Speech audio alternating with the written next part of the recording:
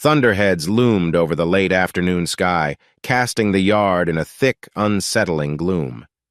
Everett stood on a makeshift wooden ladder by the unfinished pagoda, the wood smelling fresh and earthy under the mounting humidity. Sweat beaded on his forehead despite a breeze that promised a downpour. He hammered away, hoping to finish the final crossbeam before the sky unleashed its fury. His phone vibrated so intensely it almost fell off the plank he'd set it on. He snatched it up, seeing Raymond's name flash across the screen. "Everett, man, sorry to bother you," Raymond said, voice quivering with tension. Have you heard from Celeste lately? She hasn't been answering my calls. I'm worried." Raymond was Everett's soon-to-be brother-in-law, a mild-mannered high school teacher who rarely sounded this anxious. Everett frowned, a slight unease tugging at his chest. "Haven't seen her," Everett replied. "I'm out back finishing up the pagoda. Everything okay?" "Not sure," Raymond muttered. "She said she'd be home hours ago. Now it's dark out. If you spot her, just let me know." Before Everett could ask more, Raymond ended the call. A low rumble of thunder shook the wooden beams as Everett climbed down. He felt an odd twist in his stomach. Celeste wasn't exactly known for reliability, but her disappearing act seemed out of character. With the first fat raindrops starting to splatter on the newly placed timber, Everett jogged across the yard toward the house. Lightning flashed, illuminating the neat rows of tomato plants along the side fence Marina's little gardening project. The smell of wet earth filled the air. As he reached the back door, he heard raised voices coming from inside, one voice he recognized as Marina's, the other distinctly female, muffled yet agitated.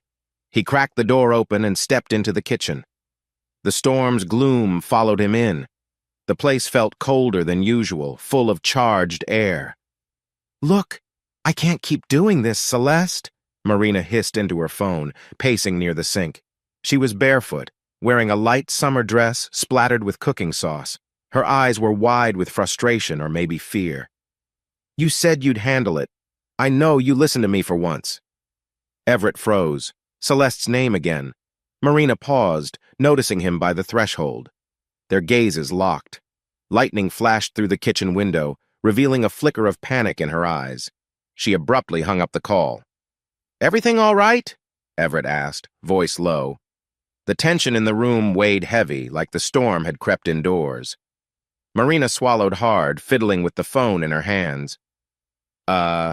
It's just Celeste was upset about something at work. She needed me to cover for her." Another crack of thunder rattled a cabinet door, making them both jump. Everett set his phone on the counter. "Raymond just called. He's worried. He can't reach her." Marina offered a tight smile that didn't reach her eyes. "Yeah, she said she'll be home soon." Everett didn't respond, studying her face. Outside, the wind whipped the trees, sending branches scraping against the windows. The electricity flickered, and for a second, the kitchen lights dimmed. "Marina, is there something you're not telling me?" She pressed her lips together, glancing away. I'm not sure, Everett. Maybe it's just relationship drama. You know Celeste can be dramatic."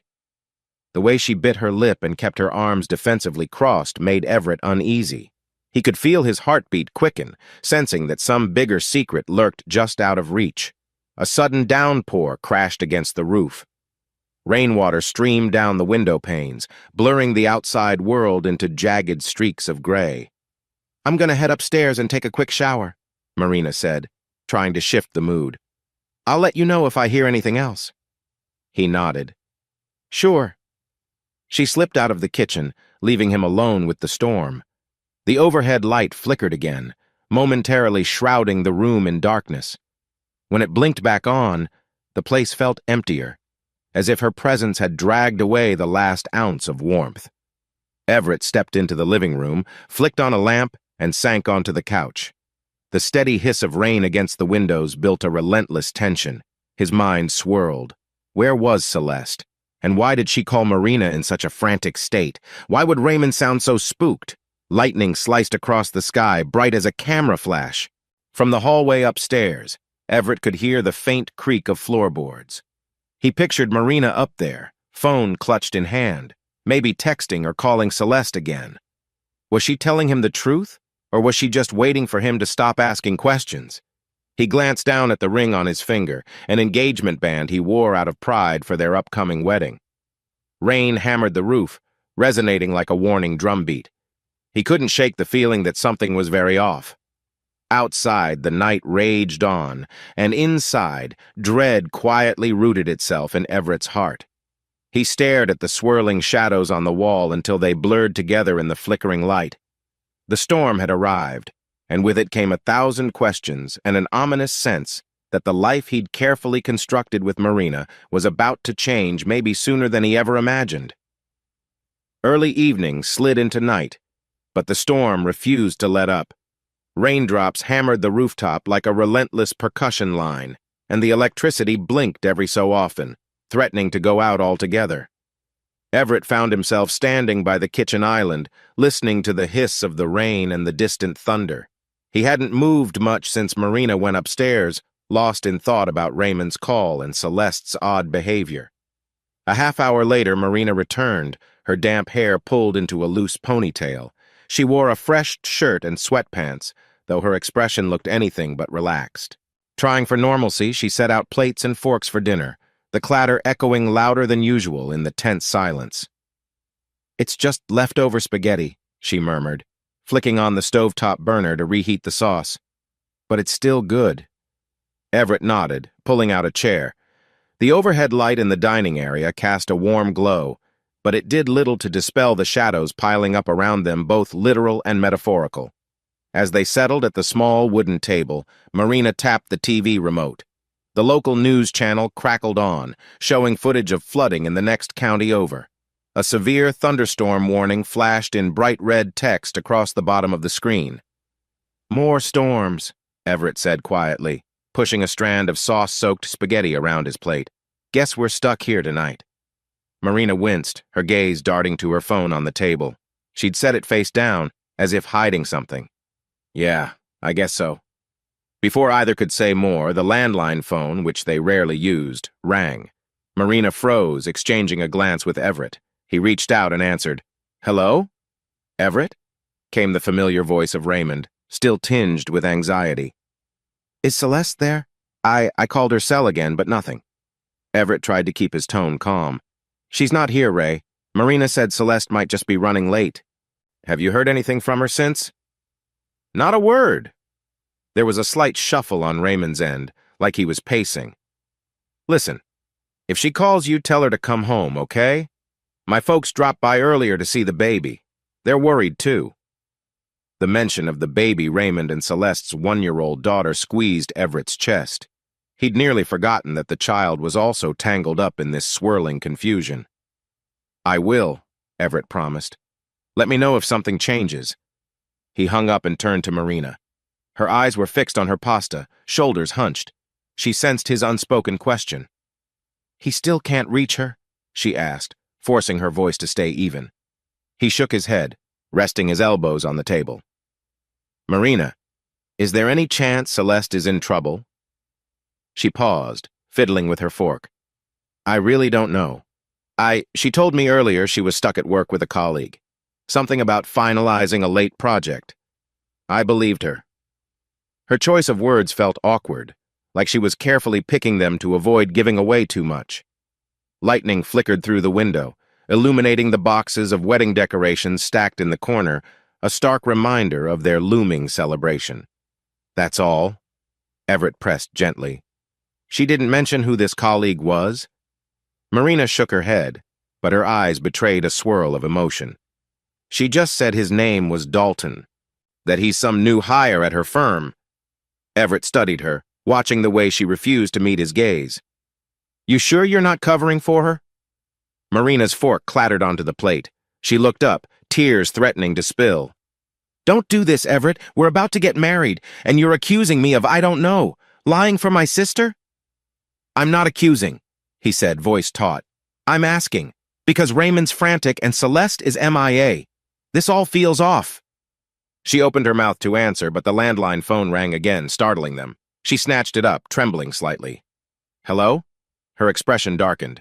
"Yes, he's here fine, okay?" She handed the phone to Everett. "It's for you." "Everett," he spoke into the receiver. "Hey, bud, it's Curtis," came the voice of Everett's co-worker. "I know it's late, but can you hop on a quick Zoom call? There's an issue with the client files you handled earlier. Kinda urgent." Everett closed his eyes, exhaling. Work trouble was the last thing he needed, but maybe a brief distraction would help him clear his head. "Yeah, give me 15 minutes. He hung up and stood. The tension in the room felt like a coiled spring, ready to snap. Marina rose too, shaky, her phone still face down on the table. Neither of them had touched much of the food. "I'll finish up here," she murmured. "We'll talk later?" He nodded. "Yeah, let's do that." Lightning lit up the windows again, thunder crashing so close it rattled the dishes in the sink. Everett lingered for a moment, unsure how to ease the chasm growing between them. But the tension was too thick, the questions too sharp. As he walked away, all he could feel was the heavy presence of unsaid words. Behind him, the storm raged, promising no calm in sight. A flicker of lightning cut across the window as Everett ended his Zoom call. The hush of his home office was punctuated by the pounding rain outside. With the screen lighting his face, he caught a glimpse of his reflection in the darkened window-tired eyes, furrowed brow, that ring on his finger that now felt oddly heavy. He grabbed his phone. Marina had gone quiet downstairs, and he wondered if she'd tried to contact Celeste again in private. Curiosity and a creeping sense of dread itched at him. He hesitated, remembering a vow he and Marina once made to be open with each other's devices. They both had the passcodes for emergencies. But was he crossing a line? A burst of thunder sealed his decision. He left the office, moving quietly through the hallway. Dim lamplight spilled from the living room, but the space was empty. The leftover spaghetti still sat on the table, cold. Marina was nowhere in sight. Everett found her phone lying on the couch, screen dark. The rational part of him whispered that snooping was wrong, but the gnawing pit in his stomach insisted otherwise. He tapped the screen. It asked for the passcode, her birth month and date. He typed it in, hands clammy from guilt. The message app blinked open to a conversation with Celeste. As he scrolled up, his heart pounded. Lines of text floated by. "Celeste, earlier 2 hours ago. Ray keeps calling me. I told him I'm working late. If he asks you, cover for me, okay? This is important." Marina: "I will, but please be careful. This could get out of hand." Another message from Celeste appeared. Celeste: "Dalton says we can't slip up. 6 months is a long time. I can't lose everything if Ray finds out." Everett's breath caught. 6 months? He scrolled further. The messages told a story of Celeste's continuing affair with a co-worker named Dalton and Marina aiding in the cover-up. There were references to secret meetups, excuses invented to fool Raymond, and snide remarks Celeste made about her husband, calling him boring, uninspiring. Marina had occasionally shown hesitation, telling her sister to be careful, but she also provided suggestions on how to dodge suspicions. The final text was from an hour ago. Marina: "I can't keep lying to Everett either. He's starting to suspect. End this soon, Celeste." Hands trembling, Everett took screenshots, a habit from his job where documentation was everything. His mind reeled. Anger and betrayal churned inside him. Marina, the woman he was supposed to marry, had been complicit in Celeste's lies. He set the phone down, swallowing hard. A wave of regret and devastation hit him, in equal measure regret for looking, devastation for what he'd found. Outside, the storm intensified, as if nature itself roared in outrage. "Everett?"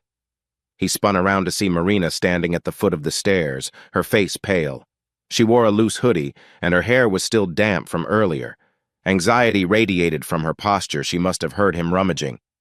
"What are you doing with my phone?" she asked, her voice tight. Lightning illuminated the room, revealing the tension carved into his features. "Reading the truth," he replied in a low tone, heartbreak lacing his words. Marina glanced at the phone, then back at him, eyes wide. "Everett, please." "Please what?" he snapped, raising the device. "You've been helping Celeste cheat on Raymond for half a year, and you never thought to mention that? You just—" He couldn't finish the sentence. Anger boiled through him like the storm outside. She rushed forward, tears brimming. "It's not like that. I mean, I didn't want to lie. I was scared. You know how Celeste can be. She made me promise. She said she'd end it soon. But she didn't, he nearly shouted, voice echoing in the small living room. And you just let her keep going, covering for her. She's hurting Raymond, and now you're dragging me into it. Marina covered her mouth, sobs escaping. I never wanted this, Everett. I kept telling her to stop, but she said she couldn't, that it was complicated. I tried to talk sense into her, but not enough to tell me, or to warn Raymond, or to do the right thing, he said bitterly. His gaze flicked to the wedding decor stacked neatly in the corner. We're supposed to get married in 2 weeks, but you're hiding something this big from me? Rain battered the windows, wind howling. She reached for him, but he jerked away. Everett, I'm sorry, she whispered, voice trembling. I swear I never wanted to hurt you. He turned aside, staring at the swirling shadows cast by lightning. I need to think. I can't deal with this right now. Marina stood there, tears sliding down her cheeks. Each flash of lightning brought fleeting glimpses of her pain. The storm outside showed no sign of letting up. Inside, a different storm raged between them, one that might not pass so easily. The night slipped by in restless silence. Every crack of thunder jarred Everett from his attempts to sleep on the living room couch. He'd refused to share the bedroom, leaving Marina upstairs alone. Their once cozy house felt divided, walls growing thick with heartbreak. Around 4 in the morning, the storm finally calmed. Rain turned into a gentle drizzle. Everett dozed off for a moment, only to be startled awake at 6 by the persistent ring of his phone. Blinking blearily, he swiped to answer. Yeah, he mumbled, voice thick with exhaustion. Everett, hey, it's me, Curtis, again, came the coworker's voice. Look, I hate to bother you so early, but the file issue's worse than we thought. Do you mind coming in early today? Everett groaned, rubbing a hand over his face. Maybe burying himself in work was the perfect distraction from the meltdown happening in his personal life. Sure, I'll be there. He dragged himself off the couch, ignoring the stiff ache in his back. The curtains were drawn, blocking out the weak morning light, but he could see a faint glow around the edges. The kitchen clock read 6:15 a.m. He found a sticky note by the coffee maker in Marina's handwriting. We should talk before you go. M. Every nerve in him screamed to ignore it, but he knew they couldn't avoid each other forever. He stepped out into the hallway and saw her waiting at the bottom of the stairs, arms wrapped around herself. Sleep had done nothing for the dark circles under her eyes. I'm leaving in 10 minutes, he said, voice flat. We don't have long. She swallowed, nodding. I just wanted to say that I'm sorry again. I know it might not fix anything, but I have to say it. He shifted his weight, trying to keep anger and heartbreak at bay. Okay, you said it. She flinched as if struck. I get why you're upset. You think I betrayed you and Raymond by helping Celeste, but I was stuck. She's my sister. My parents always forced me to keep the peace, to not upset her. She's had a tough life, always overshadowed, always feeling I don't know. She demanded my help, and I couldn't say no. You realize that's not an excuse, Everett murmured, voice cracking slightly. You're letting her blow up her marriage, possibly your own, for some fling. Marina bowed her head. I wanted to handle it differently, but I panicked. She insisted she would end it soon. I believed her. He rubbed the back of his neck. The wedding ring on his finger felt like a burning weight. That's the problem, Marina. You made me believe in us, but you hid something huge. He grabbed his keys from the table. I gotta go. I need some space. What about our wedding? She dared to ask, tears brimming once more. He paused at the door, heart clenching. Right now, I can't see how we can go through with it. Not unless I get some answers, some reason to trust you again. She nodded, silent tears carving paths down her cheeks. He saw the heartbreak mirrored in her eyes, but he also felt his own trust unraveling. I'll be at the office, he said quietly. We'll talk more tonight. Maybe. Then he walked out into the gray morning, stepping onto the damp porch where last night's storm had left puddles. The air smelled of wet grass and regret. His mind buzzed with the question of whether their love and their wedding could survive such a betrayal. He climbed into his car, turning the ignition with a shaky breath. As he pulled out of the driveway, he caught a glimpse of Marina through the living room window, hugging her arms around herself, looking fragile and lost. The future felt like a dark highway under stormy skies, uncertain, with no guarantee of sunlight ahead. Late the following morning, a humid warmth settled across the suburban neighborhood where Raymond lived.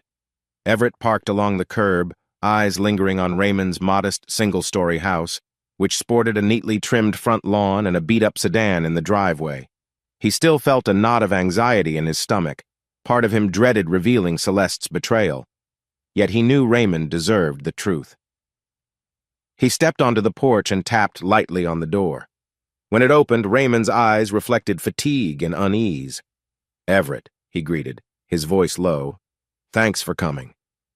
Inside, the smell of fresh coffee hung in the air. The living room was cozy with a worn-out sofa and baby toys piled in a corner. Raymond's 1-year-old daughter, Lily, was napping in the adjacent room. Her soft babbling had quieted only moments before, Raymond explained. "I appreciate you showing up," Raymond continued, leading Everett to the small kitchen table. "I just don't know where else to turn. Celeste never came home until around 4 a.m. said she'd been with some coworker handling a crisis project." He let out a bitter laugh. "She barely looked at me when she walked in." Everett cleared his throat. His phone felt heavy in his pocket, loaded with the screenshots he'd taken of Marina's messages. "Ray," he began gently, "there's more to this than just a late-night work crisis." Raymond folded his arms defensively. "What do you mean?" After a tense pause, Everett pulled out his phone and unlocked it. "I'm about to show you some messages, Celeste's messages to Marina. It's not pretty, man. I'm sorry." At first, Raymond's expression was numb as he skimmed the text, but that numbness quickly broke into grim realization. Veins pulsed at his temples, his lips parted in shock. Celeste's words painted an ugly portrait. Casual references to meeting Dalton, laments about being trapped in a dull marriage, remarks on how to cover her tracks. "I suspected something," Raymond admitted, voice trembling. "She changed her passcode last month, started dressing up more, taking calls outside, but to see it right here, my God, 6 months?" Everett placed a reassuring hand on his shoulder. "I'd hoped I was wrong about all of it, but after I found out Marina had known and helped Celeste hide it, I had to tell you." Raymond pressed a palm to his forehead, exhaling shakily. "Celeste and we used to be so close. She wanted a baby so badly. We had Lily, and I thought she was happy." His gaze fell to the baby monitor on the table. A static hum emanated from it, reminding them Lily was just a room away, blissfully ignorant of her parents' unraveling marriage. "She's meeting this Dalton behind my back," Raymond muttered. "God knows what that means for Lily." A wave of guilt coursed through Everett, recalling how Raymond had always been the unshakable optimist. "I'm sorry," Everett repeated, feeling the words fall short. They sat in a tense silence until Raymond wiped his eyes and spoke again. "So what do we do now?" Everett hesitated. "It's your marriage, your call. But I think you need solid proof before confronting her. Screenshots and texts alone might not be enough. She could say they're old or out of context. If you catch them in person, there's less room for denial." Raymond nodded, jaw tight. "I hate this. But you're right. If I'm going to protect Lily, and honestly myself, I need evidence." For the next half hour, they hashed out a rough plan.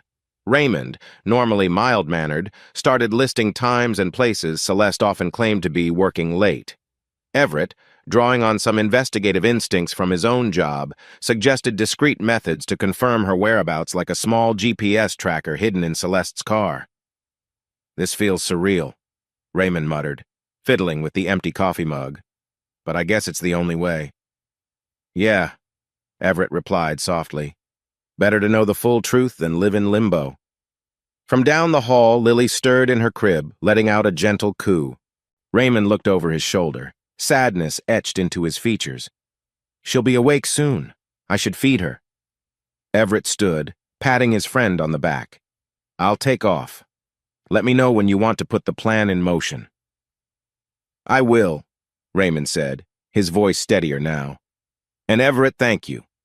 I know it can't be easy for you either, with Marina involved." The words triggered a sick twist in Everett's gut. "No, it's not," he admitted, stepping toward the door. "But at least I can do something right by letting you know." As Everett walked out to his car, the sun glared with a heat that felt suffocating, like the final push of summer's anger. He realized that though the literal storm had passed, a new storm of betrayal and heartbreak was only just beginning.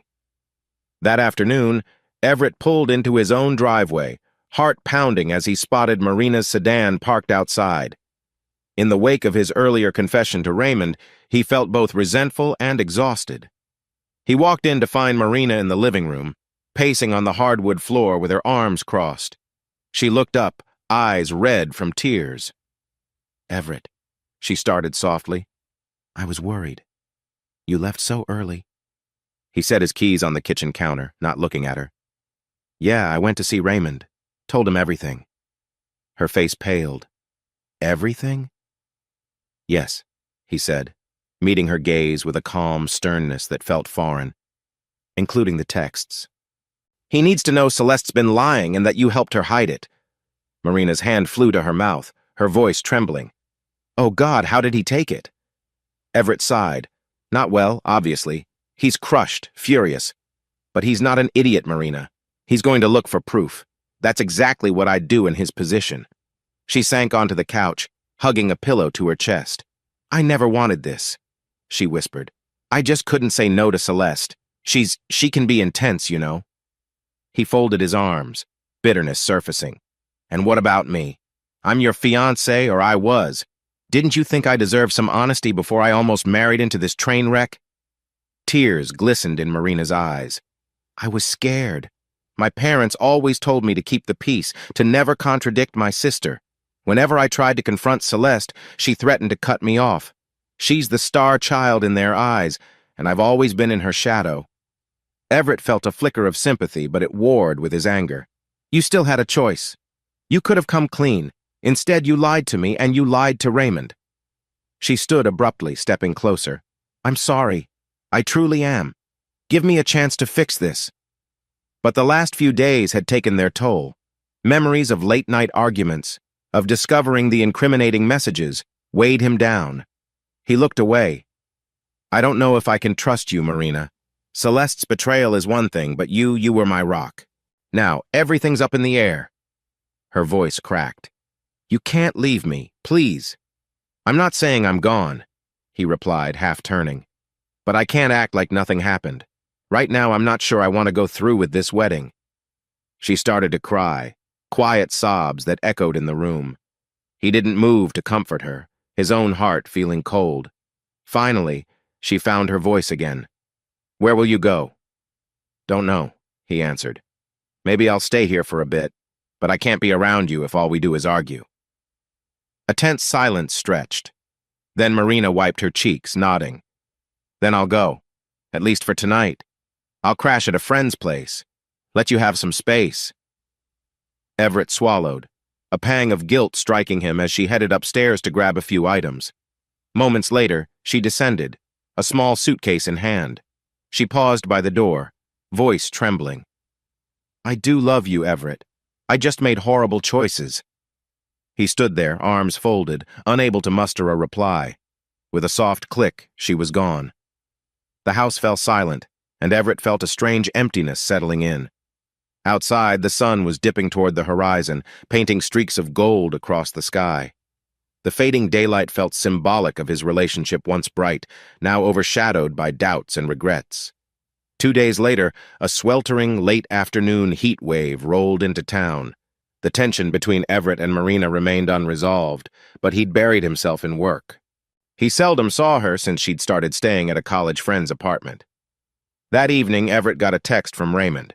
Raymond, 7:42 p.m. "She's out again, says she's meeting co-workers for dinner. I'm installing that tracker tonight. You in?" Everett stared at his phone, recalling the promise to help. Though he was torn about getting more involved, he felt compelled to see it through for Raymond's sake. Everett, 7:43 p.m. "Yeah, I'll come by in an hour." An hour later, he parked behind Raymond's house. The sun had melted into a hazy purple sky, cicadas buzzing in the humid air. Raymond greeted him at the kitchen door, a grim set to his jaw. "Lily's with my sister tonight," Raymond explained, grabbing a small black GPS device from a drawer.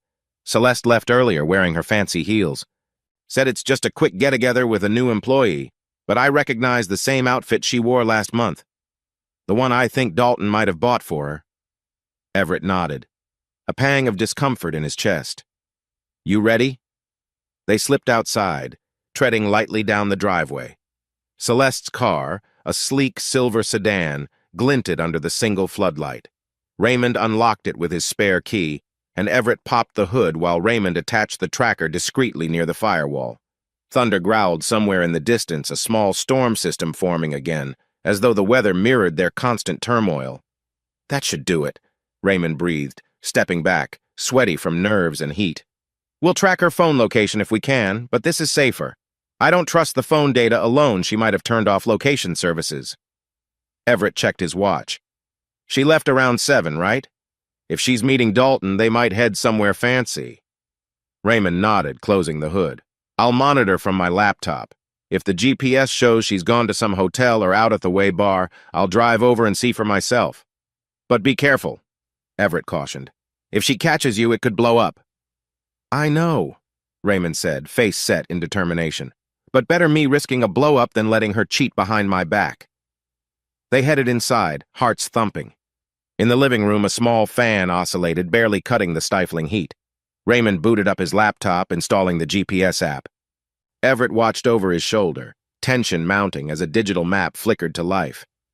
"She's downtown," Raymond muttered, pointing to a blinking dot. "That's near the Avalon Hotel. Strange place for a dinner with co-workers, don't you think?" Everett frowned. "Yeah. If it's business, they usually pick some modern restaurant. The Avalon's more upscale, private." Raymond snapped his laptop shut. "Then I'm checking it out. You can come if you want." A swirl of indecision gripped Everett. He recalled how stepping into more drama could strain his already fractured engagement. Still, he felt a loyalty to Raymond that overrode the risk. "I'll drive," Everett said. "Let's go." Night had deepened by the time they arrived near the Avalon Hotel. Streetlights glowed along the main drag, and the air smelled faintly of car exhaust and high-end perfume. They parked a block away, scanning the glass doors for Celeste's recognizable silhouette. A short while later, they spotted her, striding out of the hotel lounge with Dalton at her side, the pair practically glued together. Dalton was tall, well-groomed, wearing a slick jacket and exuding an air of casual arrogance. Celeste looked radiant and guilty. She leaned closer to him than any casual co-worker should. Raymond swallowed hard. "That's him." His voice cracked with hurt. "Take a breath," Everett whispered, lifting his phone to snap a few photos from the car's tinted interior. Each flash of the camera felt like a stab to Raymond's heart. Celeste and Dalton paused by the sidewalk, lost in conversation. Then Celeste brushed a hand along Dalton's lapel, leaning in for a whisper that made him smirk. They hailed a nearby rideshare driver, sliding into the back seat with the ease of a secret routine. "She told me she'd just be meeting new hires for dinner," Raymond said, voice shaking. "Is that how you treat a new hire? Touching his collar like that?" Everett captured one last photo of the car's license plate as they pulled away. "We've got enough proof. She can't deny it now." Raymond exhaled, tears threatening to surface. "She doesn't even look guilty. My God, Everett, this is my wife, the mother of my kid." In that moment, Everett felt the weight of his own predicament with Marina. He imagined himself in Raymond's place. What if Marina had been the one in Celeste's shoes? The pain was unimaginable. "Let's just go," Everett said quietly. "Confront her later with actual evidence in hand. Rushing in tonight might turn ugly." Raymond didn't respond immediately, eyes locked on the spot where Celeste's car had disappeared. Finally, he nodded, numb with shock. "Yeah, let's go."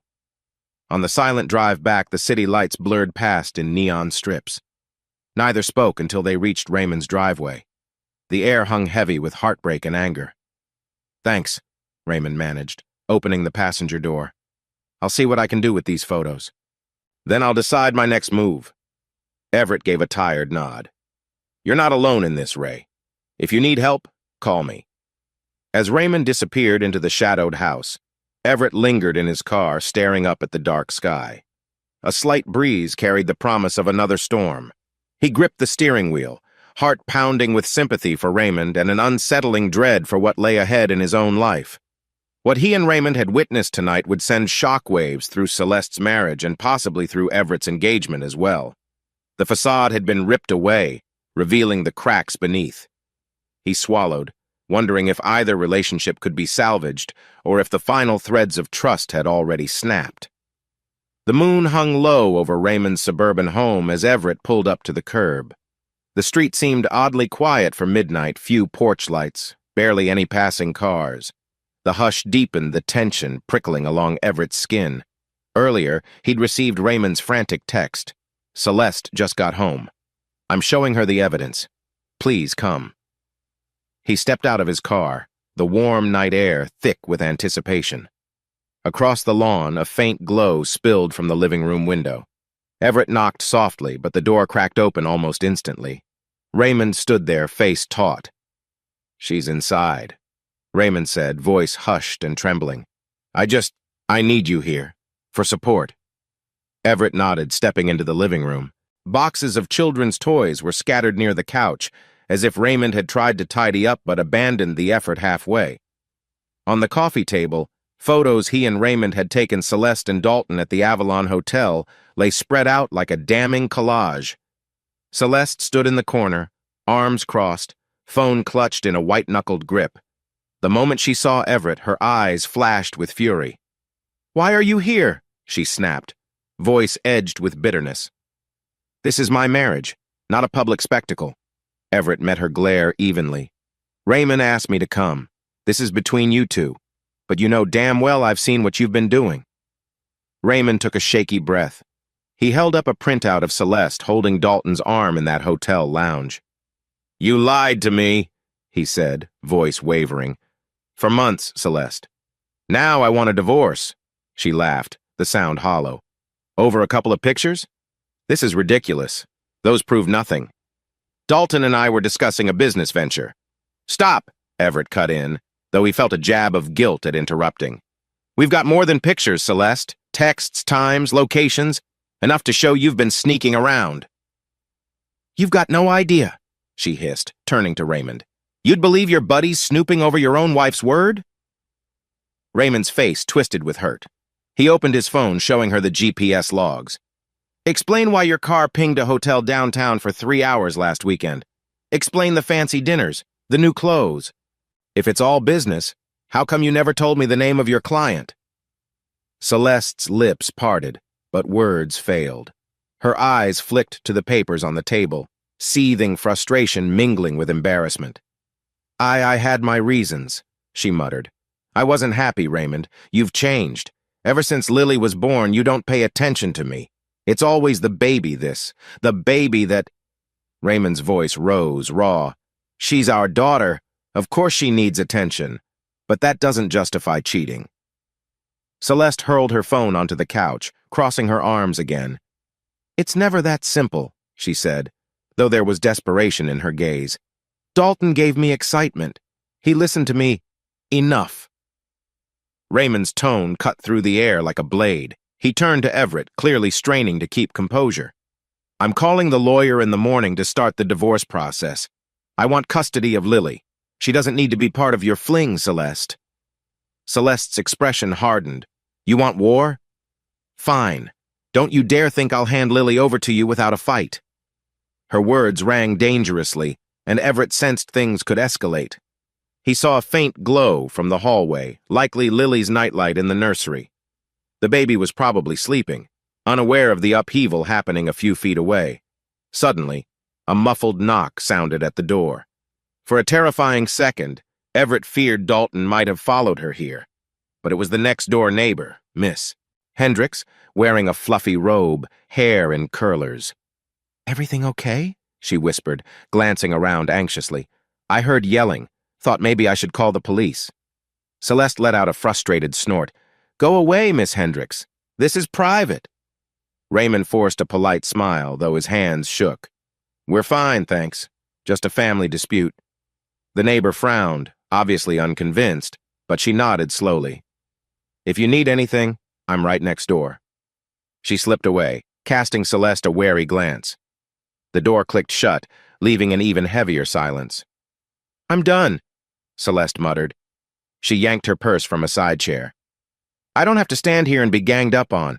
I'll stay at my parents' house tonight." When she stalked across the living room, Raymond blocked her path.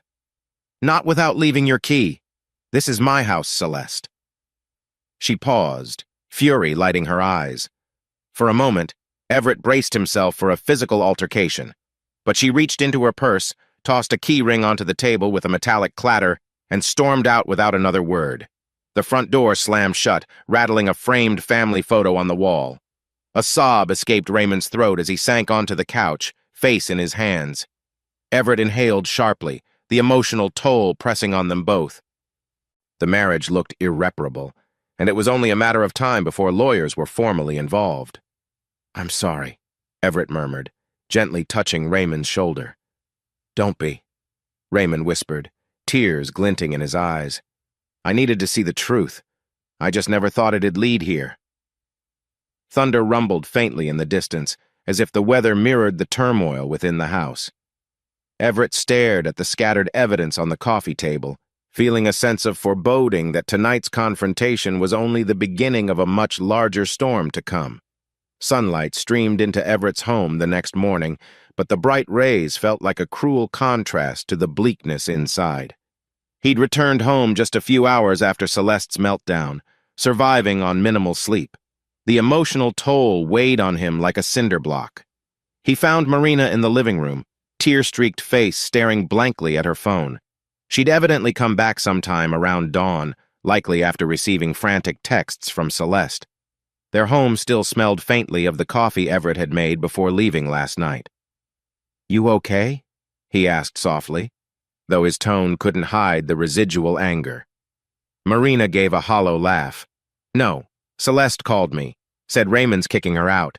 They had some huge fight. Guess you know all about it, right?" Everett nodded, crossing his arms. "I was there." He hesitated, then decided it was now or never. "Look, I can't do this, Marina. After all the lies, the cover-ups, I can't marry someone who supported her sister's affair. It's just too much." Her eyes darted to the wedding invites stacked on a side table, each envelope with swirling calligraphy they'd once been so proud of. The date was only a couple weeks away, but it felt like a lifetime had passed since they'd written them. "You're serious?"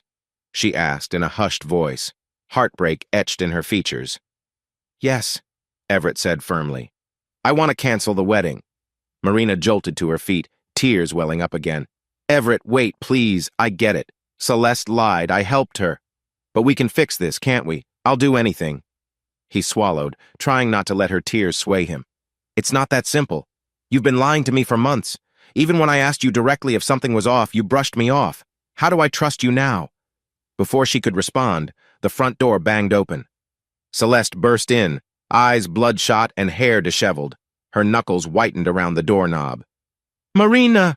Celeste demanded, voice hoarse from crying. "I need a place to crash." Marina glanced anxiously at Everett. "Celeste, you can't just barge." "Shut up!" Celeste snapped, turning livid eyes on Everett.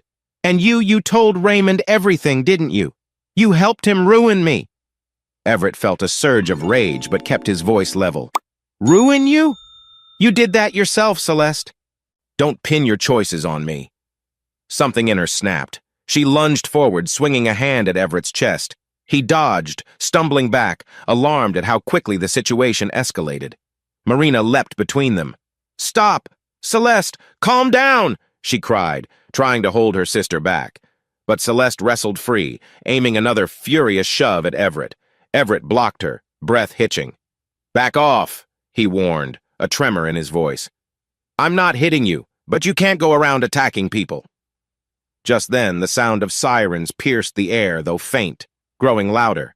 A neighbor might have seen Celeste's violent entrance and called the police. Fear flickered across Celeste's face. She whirled on Marina, pointing an accusatory finger. "You'd let him do this to me? Really? Did you forget who always took care of you, who shielded you from Mom and Dad's fights?" Marina's eyes brimmed with tears, confusion twisting her features. Celeste, you lied to Raymond. You got me to help you cheat. You can't just blame Everett for everything. Celeste let out a bitter laugh. Fine. See if I care. I'll leave, but don't come crying to me when your precious fiancé bails on you. As if on cue, the police car rolled to a stop outside, blue and red lights flashing through the window. Celeste blanched, then jerked the door open, disappearing down the driveway. Moments later, 2 officers stepped in, alerted by a neighbor to the commotion. "Everything all right here, folks?" one officer asked, scanning the room. "We got a report of a possible domestic disturbance." Marina swallowed. "We're fine. Just a family argument. She's gone." The officers took down a few notes, casting wary glances around the living room.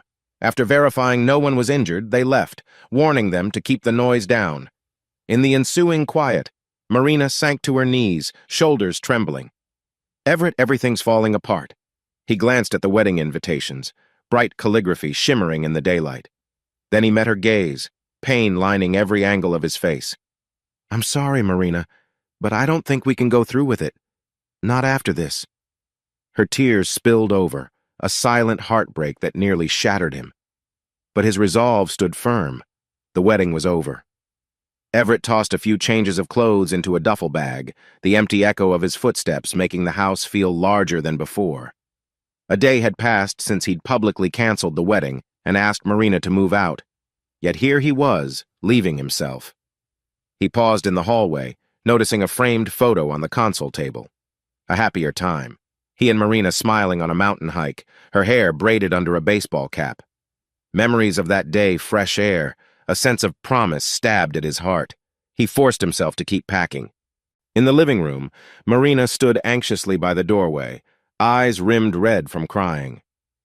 "Where will you go?" she asked softly. "I'm staying with an old friend," he replied, voice tight. "I just need space. I can't figure out where we stand with all this pressure, all these lies." She opened her mouth as though to protest, but then shut it, tears welling once more. "Everett, I want to explain. I grew up in a family that rarely gave me a chance to speak up. Celeste overshadowed me. She demanded I do her bidding, or she'd threaten to cut me off. I was scared." Her confession pricked at his sympathy, but the anger still lingered. "You should have thought about that before you made me part of the lie." "I know," she whispered, voice cracking. "But I do love you."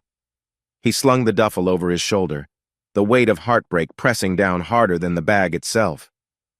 "I can't forgive this, not yet. Maybe one day I'll understand, but right now I need to go." She bowed her head, silent sobs shaking her frame. He walked past her, wincing at the raw emotion in the room. At the front door, he took one last look back. The home felt cavernous without their shared hope for the future, a future that now lay in ruins. "I'm sorry," he said quietly. "I just can't." Then he stepped out, pulling the door shut behind him.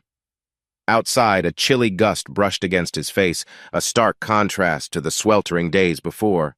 The changing weather mirrored his uncertainty. He drove aimlessly at first, eventually arriving at a small motel on the outskirts of town. Neon letters buzzed overhead. It wasn't glamorous, but it offered him solitude. Checking in, he avoided the receptionist's curious gaze. In room 205, he dropped onto the bed, staring blankly at the dark TV screen. Images of Marina's tearful face replayed in his mind. He felt guilt, sorrow, betrayal like a swirling storm inside his chest. They'd planned a life together. Now, that life was on indefinite hold. The ring on his finger felt like a cruel joke, so he slipped it off and placed it on the nightstand, exhaling shakily. Sleep came in fitful bursts, haunted by half-remembered dreams of a wedding aisle leading nowhere. A week later, Everett found himself at Carter's Coffee and Company, a quiet cafe on Main Street, waiting for a friend who happened to be a lawyer. The place had polished wooden floors and teal walls decorated with abstract paintings. The steady hum of conversation drifted around him, blending with the hiss of the espresso machine. He tapped his foot nervously. Since calling off the wedding, he'd had to cancel venue reservations, notify the caterer, handle honeymoon refunds, most of which were non-refundable. Every phone call reminded him of the fiasco his personal life had become. At last, Declan, an old college buddy turned attorney, arrived, tie slightly askew, carrying a battered laptop bag. "Man," Declan sighed, sinking into the seat across from Everett. "Rough times, huh?" Everett let out a humorless chuckle. "You have no idea. I'm hoping you can give me advice on dissolving the contracts, the wedding stuff, and also about the house I co-bought with Marina." Declan nodded. "Sure. If the wedding didn't happen yet, that's one headache you avoid no actual divorce. But you said she contributed toward the down payment, so there's a partial claim." Everett rubbed his temples. "We both put money in. She gave about a third of it. The mortgage is in my name, though." They talked in low voices, hashing out the messy details. Declan offered a plan to pay Marina back for her share over time or negotiate a buyout. "It might get complicated if she refuses or if Celeste's drama bleeds into your negotiations," he cautioned. Everett grimaced. "I'm guessing she'll try to keep it civil, or at least I hope. She's not the malicious type, just overshadowed by Celeste." A bitter taste filled his mouth as he recalled the neighbors, who'd whispered about how the nice couple disintegrated so fast. Meanwhile, his family, especially his mother, raged over the wasted wedding deposits. "Okay," Declan said, wrapping up notes. "I'll help with the legalese. But you have to talk to Marina. Pin down an arrangement. The sooner you finalize that, the sooner you can move on." Everett thanked him, a hollow ache in his chest. Move on. The phrase felt both liberating and tragic. That evening, he drove to the motel, stepping into his cramped room. Bills and canceled contracts piled up on a small desk. He tossed his coat aside, rummaging for something in the mini-fridge, just water, though he wished for something stronger. A half hour later, a text lit up his phone. "Marina, 7:15 p.m. We need to finalize the house stuff, and I have to pick up some things from the house. Should I leave the keys on the counter?" He stared at the screen, heart pounding. The sense of finality weighed on him. "Sure," he typed back. "I'll swing by tomorrow. We can talk more then." His finger hovered over the send button. A swirl of regret gnawed at him. They'd shared so many dreams in that house, where to place a nursery, how they'd host holiday gatherings. Now, it was just a financial tangle. He pressed send. Pulling off his shoes, he closed his eyes, forcing himself to breathe. Celeste was launching divorce proceedings against Raymond. Marina was caught between loyalty to family and guilt over betraying Everett. Meanwhile, Everett was now a man who'd canceled his wedding, living in a motel as he tried to salvage what remained of his life. He glanced at the ring on the bedside table, still shining with a cruel luster. For a moment, he considered slipping it back on, pretending none of this had happened.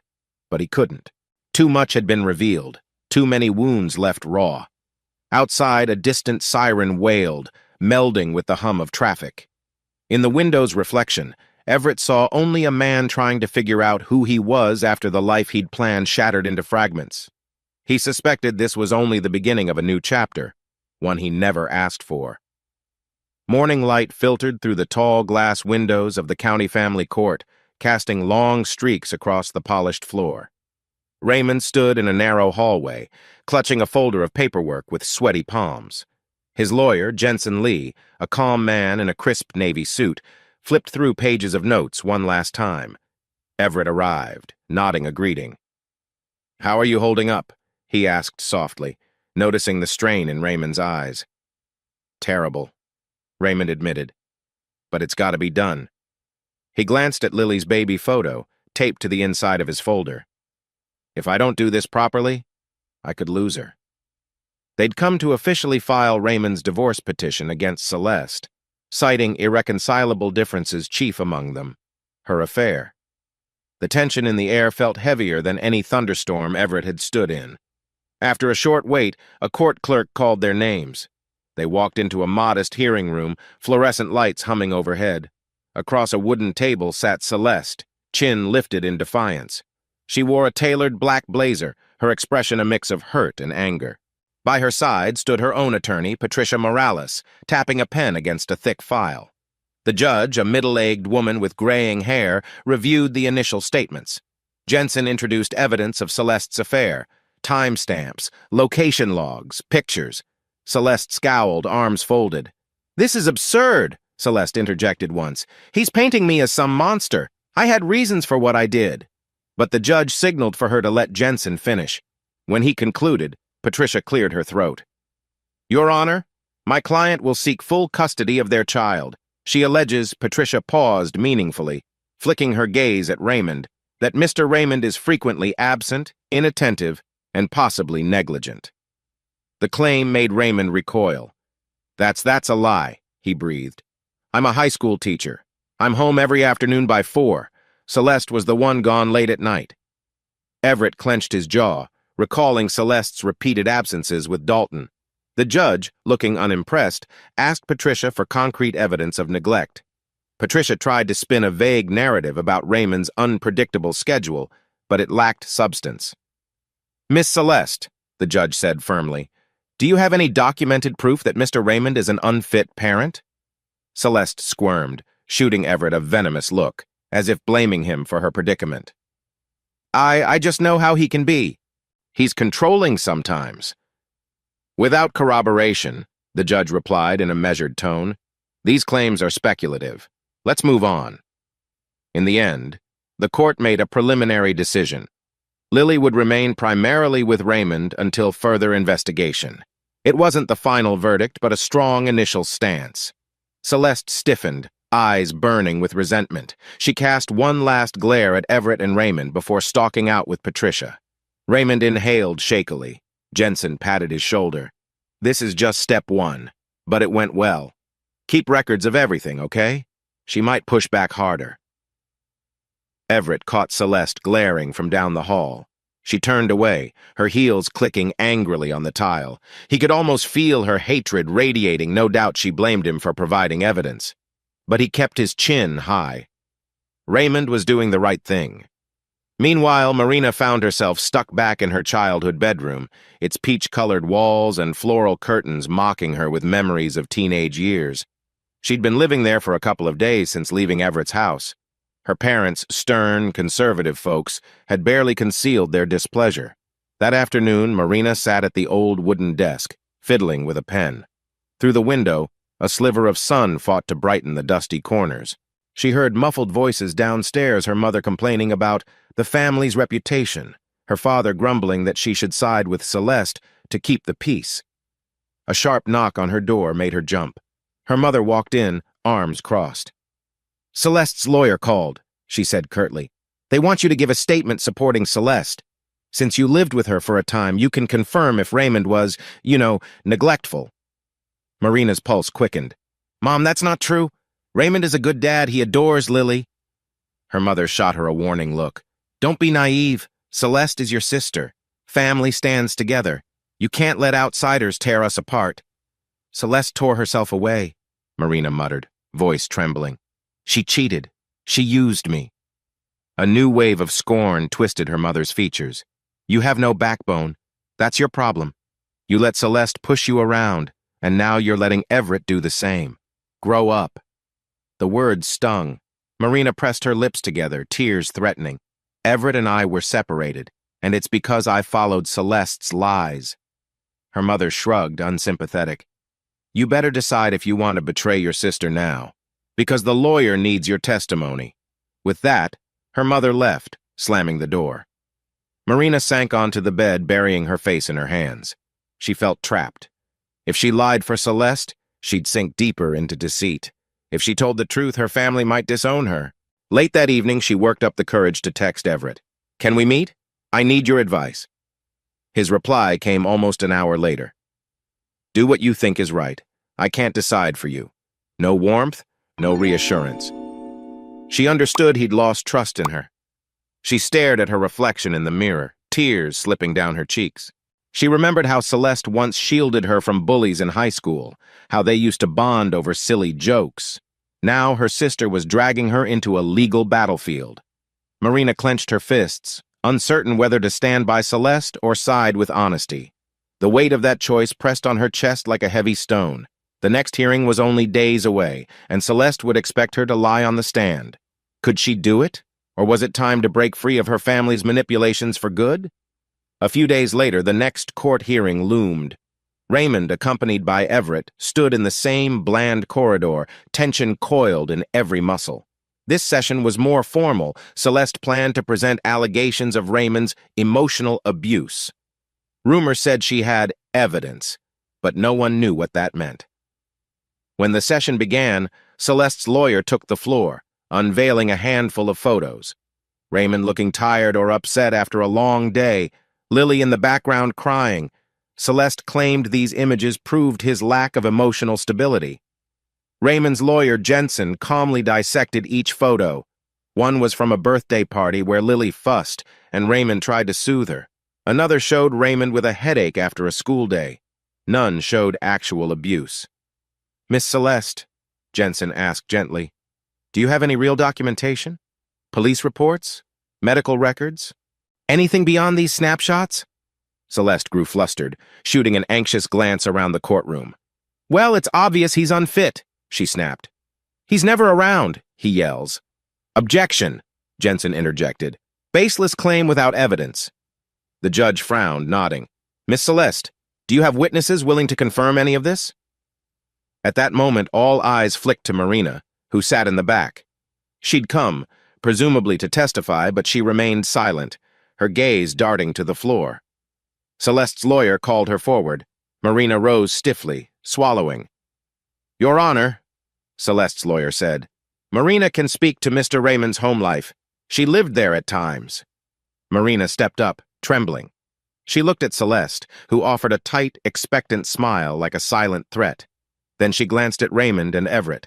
Resolute calm washed over her. "I have no knowledge of Raymond being abusive," Marina said clearly, her voice soft but steady. "He's always been caring toward Lily. If anything, he's the attentive one in this whole situation." Celeste's expression morphed from hope to shock, then to fury. She mouthed silent accusations at Marina, but the judge called for order. Marina lowered her gaze. "I won't lie under oath." The tension in the courtroom swelled. The judge briefly reviewed the so-called evidence, then gave a pointed look at Celeste's counsel. "I see no reason to believe Mr. Raymond is abusive. At this juncture, custody remains with him." Celeste's attorney tried a final protest, but it fizzled. The judge wrapped up the session, setting a later date for further review. The gavel's echo lingered like a thunderclap. As people filed out, Celeste turned on Marina, her voice low and venomous. "You betrayed me, you little coward." Marina's eyes welled with tears, but she stood her ground. "I can't lie anymore, Celeste." Everett, watching from a few steps away, felt a pang of reluctant admiration for Marina's stand. His anger at her still simmered, but seeing her choose integrity stirred a flicker of empathy. By late afternoon, the courthouse had nearly emptied. Celeste stormed down the steps outside, phone in hand, angrily texting. Her parents, who'd attended the hearing in silent rage, hurried after her. Marina, lingering near a stone bench, overheard snippets of their heated whispers. "We'll accuse him of child endangerment," her father hissed. "If he's unfit, the court has to remove Lily from him, right?" "Yes," Celeste replied, eyes gleaming with desperate malice. "We'll claim he's misusing finances, maybe forging documents at work. Anything to get Lily back. We'll do it next week during the custody review." Marina's heart pounded so loud she feared they'd hear it. This was beyond petty lies, it was slander that could ruin Raymond. She backed away, breath ragged. The swirl of guilt and fear nearly made her dizzy. Just then, Everett stepped outside, scanning the plaza. Spotting Marina's ashen face, he approached. "Marina? Are you okay?" She grasped his arm, voice trembling. They're planning something awful. Celeste, my parents, they're going to lie again, accuse Raymond of all sorts of crimes." She choked back tears. "I can't let them do this." Everett's jaw tightened. "Then we stop them. Tell Raymond, or gather proof to discredit these false claims." Marina wiped her eyes, shoulders shaking. "I'm scared, Everett. If I go against them, I'll lose my family. They'll disown me." He studied her tearful gaze. Despite his mistrust, sympathy flickered in him. "Look, do what's right. Raymond doesn't deserve to lose Lily over lies. You have a conscience. Follow it." She nodded, swallowing hard. The late afternoon sun cast long shadows across the courthouse steps, as if foreshadowing another storm to come. Marina looked up at Everett, voice wavering. "Will you help me?" she whispered. I know you don't trust me anymore, but I can't do this alone. He hesitated, recalling the pain and betrayal he'd felt. Yet he also saw genuine desperation in her eyes, maybe genuine remorse, too. Finally, he gave a small nod. I'll help gather evidence, talk to Raymond, but it's on you to stand up for the truth. Marina exhaled shakily, relief mingling with anxiety. Thank you, she murmured. I won't let them break him. Or Lily. At that moment, Celeste's sedan peeled out of the parking lot, tires squealing. Marina's parents followed in their SUV, glaring at their daughter from behind tinted windows. The unspoken threat was clear. Either she complied, or she'd be cut off forever. Marina tightened her grip on Everett's sleeve, the autumn breeze rustling the trees overhead. The day's final rays of sunlight glowed with a stubborn warmth, hinting at hope. But a heavy uncertainty weighed on them both, as if the real battle had only just begun. A chilly breeze rattled the windows of Highland Star Cafe, a small 24/7 spot at the edge of town. Everett pushed open the glass door to find Marina seated in a corner booth under soft, yellowish lighting. She wore a simple gray sweater, her hair pulled into a low ponytail.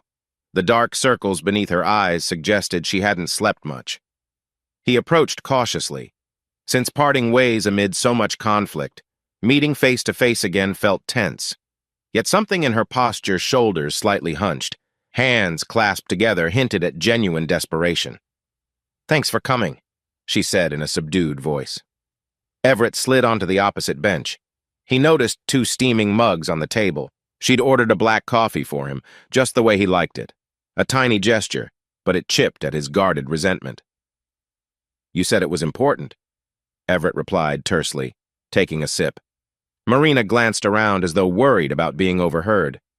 The late hour meant only a few customers hovered by the counter, and a single barista flipped through a magazine behind the register. It is, she whispered. My parents and Celeste, they're planning something horrible. They want to accuse Raymond of things he never did, abuse, maybe even financial fraud, all to take Lily away from him. Everett set the mug down, jaw tightening. That's extreme, even for Celeste. Marina's eyes brimmed with tears. I overheard them. They think if they bury Raymond in scandal, the court will hand custody to Celeste. It's awful, but they don't care about facts, they just want Lily under Celeste's control. He folded his arms, anger flaring. Raymond's been through enough. I won't let him lose custody because of their lies. But, his gaze flicked to Marina, suspicion clouding his tone. Why tell me? Why not go straight to Raymond or his lawyer? Marina swallowed hard, fingers trembling around her own cup. Because I need your help. I can't do it alone. They're my family, but this is too far. She struggled to find the words. Everett, I know you don't trust me anymore. I've lied before, but I can't stand by while they destroy an innocent father. The overhead light buzzed softly as Everett weighed her plea. He recalled the heartbreak, the betrayal, yet he sensed genuine remorse now. So you're asking me to help you gather evidence, warn Raymond, and stand up to your entire family? Yes, she murmured. They threaten to disown me if I cross them, but I don't have a choice. I need to do what's right, for Lily. Silence stretched between them, heavy as the storm that once tore through their relationship. Everett finally nodded. All right. Let's figure out how to expose their scheme. But if this is another trick... It's not, she cut in quickly, tears filling her voice. I'm done lying. I've seen how far they'll go, and I can't live like that.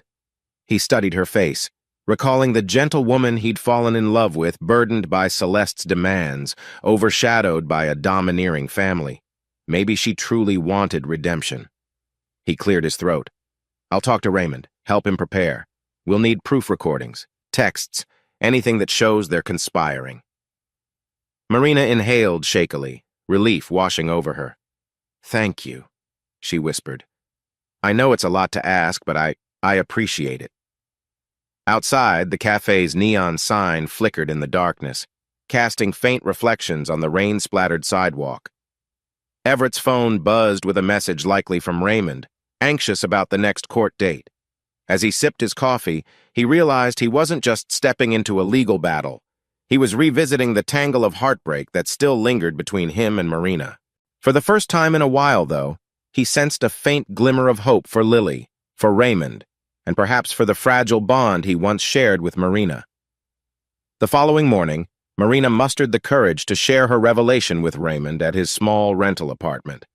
He'd moved out of the old marital home to avoid constant reminders of Celeste.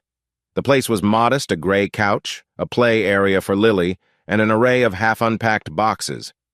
Lily sat in a booster seat, nibbling on cereal, while Raymond flipped through legal documents at the dining table.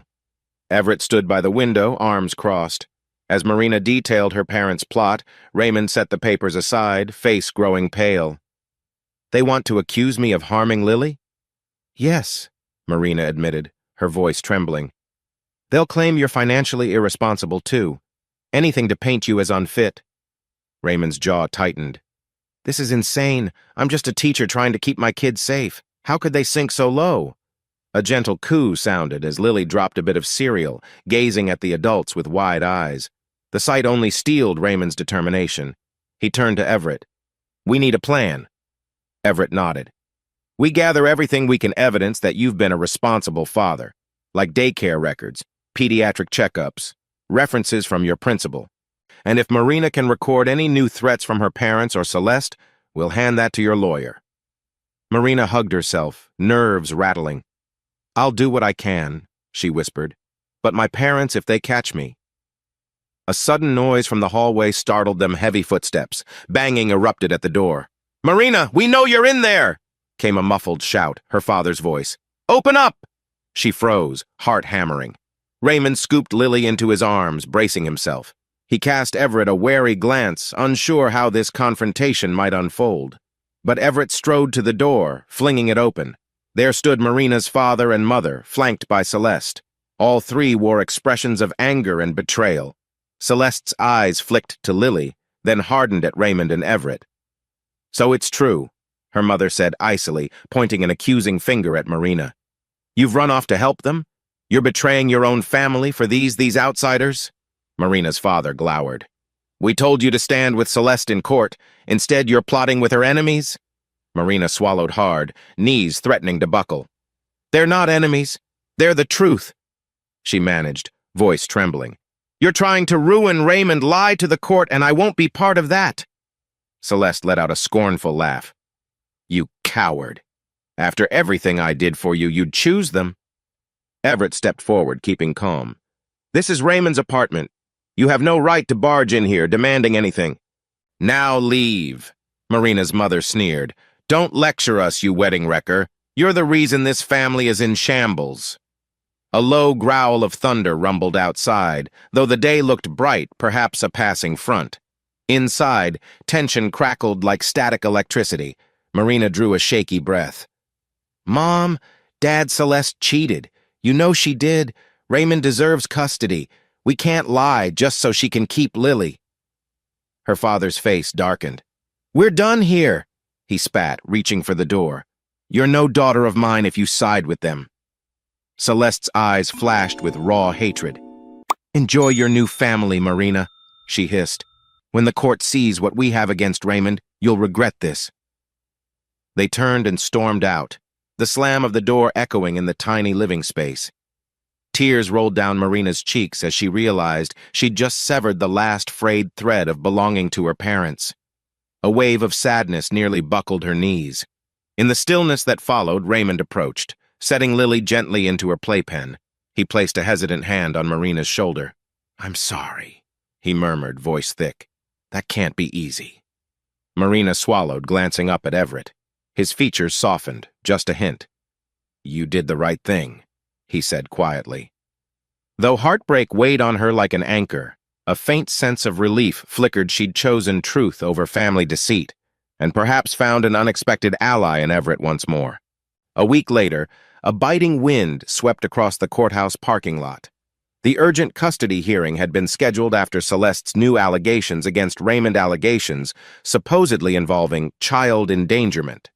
But thanks to Marina's tip, Raymond and his lawyer had countered with evidence of Celeste's plot. Inside the courthouse lobby, tension soared. Celeste stood with her father, both dressed in somber suits, whispering fervently with her attorney. Raymond waited with Jensen, his lawyer, who held a folder brimming with meticulously organized paperwork. Everett leaned against a pillar, arms folded, while Marina perched on a nearby bench, pale but determined. When the bailiff called them in, the group filed into a larger courtroom than before more spectators, a stricter judge. A hush fell as the session began. Celeste's attorney rattled off accusations, missed pediatric appointments, claims of suspicious bruises. But Raymond had each point rebutted, offering log entries from daycares, Lily's medical charts with no findings of abuse, and character testimonies from neighbors. "These charges are baseless," Jensen told the judge. "We believe Celeste orchestrated them purely to shift custody." At that, Celeste's father rose, requesting to speak. The judge allowed it, but he stammered half-truths about hearing rumors of Raymond's temper. Without a shred of documented proof, his statements rang hollow. The climax arrived when Marina stepped forward. Her voice trembled, but she held her head high. "I have a recording," she said, raising her phone. "It's from last week when my parents openly discussed fabricating charges. I recorded it because I couldn't stay silent." A startled murmur rippled through the courtroom. Celeste's face turned white, her father's eyes blazed with fury. The judge signaled Marina to play the clip. A tinny audio crackled, her parents' voices, Celeste chiming in, plotting to accuse Raymond of negligence or theft to sway the court. The words echoed in the silent chamber like a bombshell revelation. "This is a blatant conspiracy," Jensen noted, voice calm but firm. "They planned false allegations to undermine Mr. Raymond's custody." The judge's frown deepened. She fixed Celeste and her father with a stern glare. "Do you have any defense for this recording?" Celeste's attorney mumbled about privacy concerns, but it was too late. The damage was done.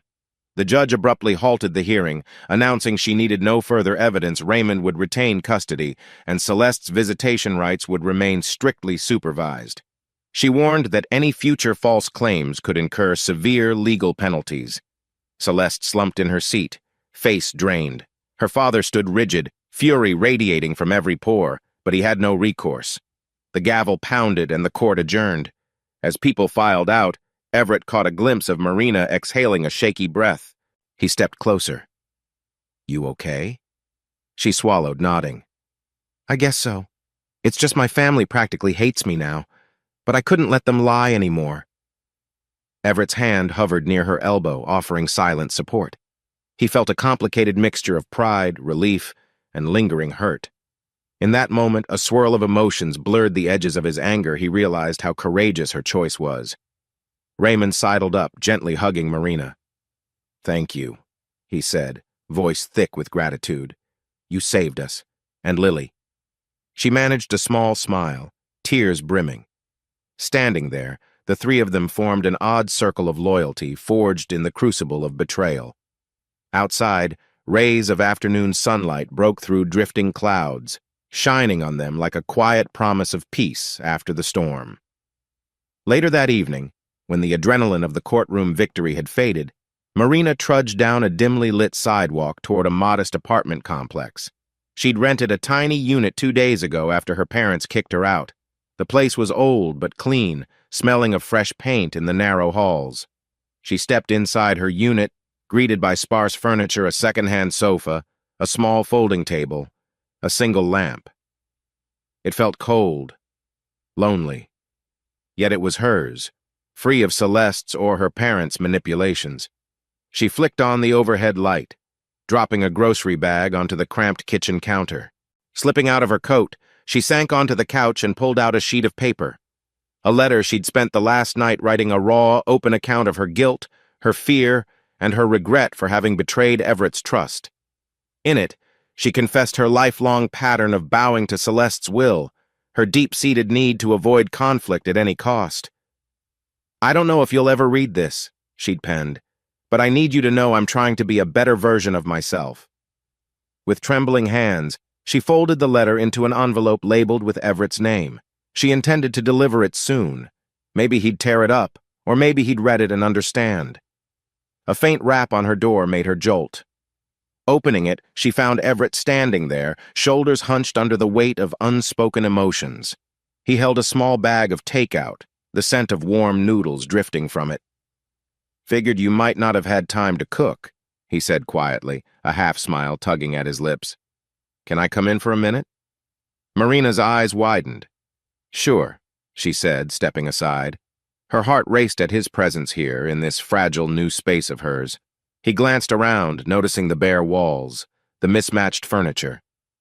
Guess you've had a rough week, he murmured. Thought you might need dinner. She swallowed the lump in her throat, touched by his gesture. Thank you, she whispered, closing the door behind him. They settled at the small table, unwrapping the food. Steam curled upward, warming the chilly air. For a moment, silence hung between them, laden with history. Then, in careful conversation, they spoke about Lily's well-being, Raymond's relief, and the swirl of emotions at the courthouse. You were brave today, Everett admitted, recording your parents confronting Celeste. That couldn't have been easy. Marina lowered her gaze, tears prickling. I lost almost everything else, but at least I did the right thing. She hesitated, then opened the drawer, pulling out the sealed letter. I wrote this for you. It explains everything I've felt. He accepted the envelope, eyes hooded with caution. Should I read it now? She shook her head quickly. Maybe later, she whispered. It's personal. Their gazes locked for a second. In it, Everett sensed a glimmer of the woman he once trusted, and Marina glimpsed the man she still cared for, both wounded, both uncertain whether love could ever be rebuilt. Yet in this cramped, lonely apartment, hope flickered. They finished eating, talking in hushed tones. Soon, Everett stood to leave, the letter tucked safely into his jacket. Thanks for letting me stop by, he said softly, a trace of warmth in his voice. Take care, Marina. You too, she replied, walking him to the door. She watched him disappear down the dingy hallway. A profound ache filled her chest. Sadness mingled with fragile optimism. Whatever happened next, at least she'd chosen honesty and stood up for the innocent. Perhaps that small victory would guide her forward through the lonely night. A crisp fall morning bathed the suburban neighborhood in golden light. Raymond stood on his modest porch, scrolling through an email on his phone. His lawyer had sent a single triumphant line. Celeste signed the paperwork. Raymond exhaled in relief, shoulders sagging from the release of tension built up over months of court battles. Soon after, he texted Everett, She's agreed to the divorce. My custody stands. It's over. Moments later, Everett's response lit up the screen. That's amazing, man. Proud of you. Raymond felt a surge of gratitude. He recalled how twisted everything had become Celeste's affair, her attempts to smear his name, and the lies that nearly tore them all apart. Now he had official proof of victory. Lily would remain with him, and Celeste's supervised visits were locked in. Since it was a Saturday, Raymond decided on a spontaneous little celebration. He quickly arranged a backyard gathering, no more than a handful of friends. He typed another message. Marina, can you and Everett come by this afternoon? Laukie, get together. I'll cook. He paused, uncertain if Marina would feel comfortable. But his phone chimed almost immediately. I'd love to. Thank you for inviting me. A second text followed. I'll check with Everett. A wave of optimism buoyed Raymond. Perhaps after all the turmoil, they could begin to reclaim their lives from the wreckage. A few hours later, Everett pulled up to Raymond's modest rental home. The autumn air carried the faint scent of wood smoke neighbors burning piles of leaves, and the sky was a brilliant cerulean.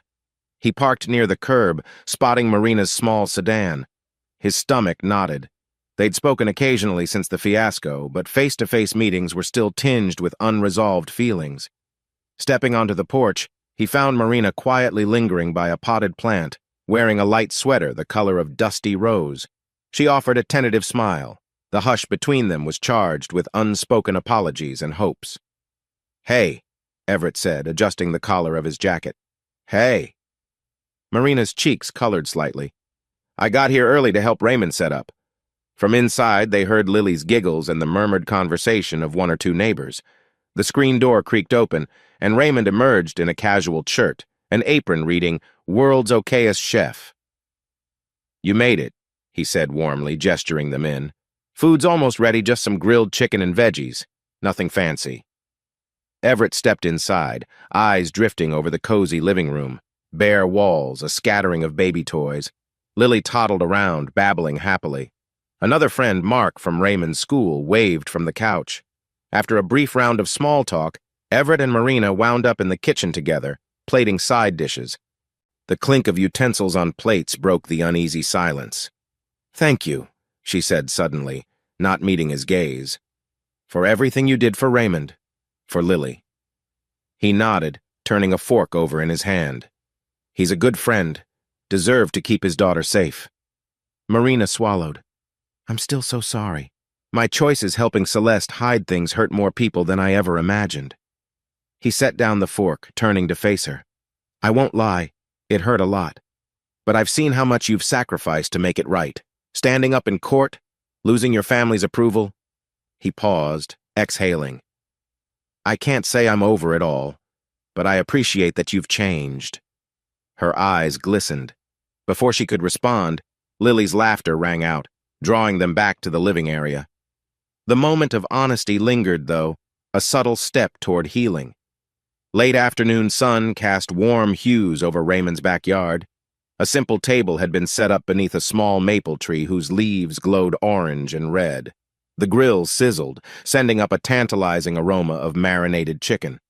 Mark and a couple of other acquaintances chatted nearby, sipping iced tea. Marina cradled Lily on her hip, swaying gently to calm the toddler.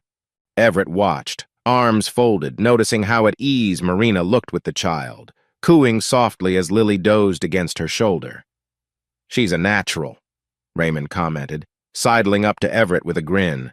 "Auntie Marina's always been good with Lily, even in the chaos." Everett nodded, recalling how he once pictured a future family with Marina, a warm home, children's laughter. That dream shattered when their engagement collapsed, but now the scene stirred an echo of those feelings. "Yeah," he said quietly, "she is." Raymond lightly patted Everett's shoulder. "Look, man, I know it's not my place, but if you still have feelings for her, maybe it's worth exploring. People grow. They can atone." Everett's chest tightened. He studied Marina's profile, the gentle tilt of her head as she smoothed Lily's hair. Something within him sparked a cautious flame of possibility. "I'm not sure," he admitted, "but I can't pretend I don't still care." Before the conversation could deepen, Lily stirred awake with a wail, and Raymond went to comfort her, giving Everett a knowing smile. Marina gently passed the baby over, then approached Everett with a shy, questioning look. "The food's ready," she said softly, "if you're hungry."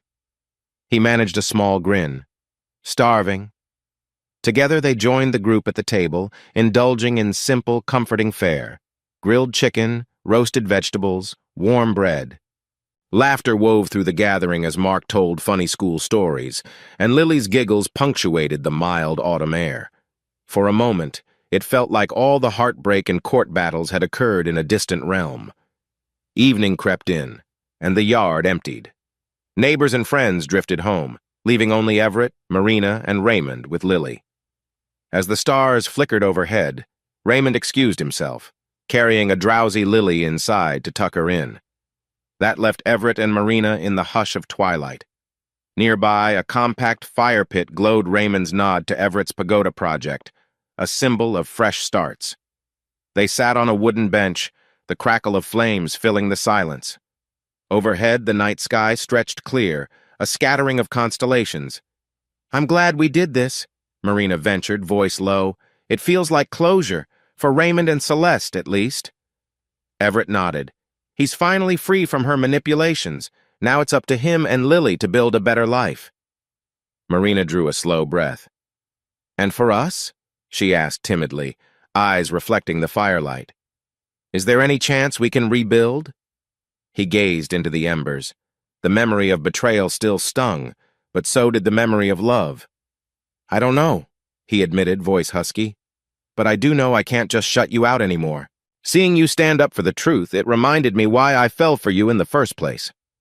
Her lips quirked in a tremulous smile.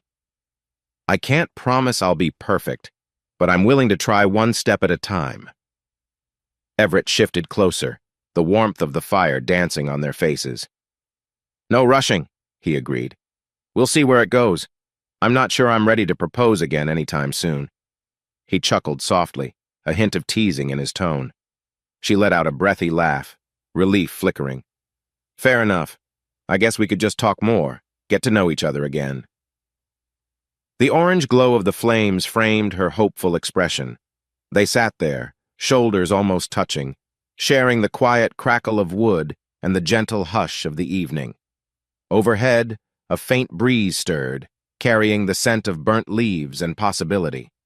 In the shadowed doorway, Raymond peeked out with Lily in his arms, smiling at the sight of Everett and Marina so close. With a calm nod, he retreated inside, respecting their privacy. Lily's sleepy coo was the only sound echoing in the background. After a long pause, Everett turned to Marina with a slight, sincere smile. So want to come by my place tomorrow? We can see about finishing that pagoda, maybe roast some marshmallows. Her heart fluttered. I'd like that, she said softly. The final embers glowed and the autumn night enfolded them. They stayed by the fire pit, exchanging words that glided between friendship and something deeper, forging a new beginning from the ashes of betrayal. No formal engagement ring sparkled. No wedding date loomed, but an unspoken promise flickered in the heart of the darkness, as steadfast as the stars above.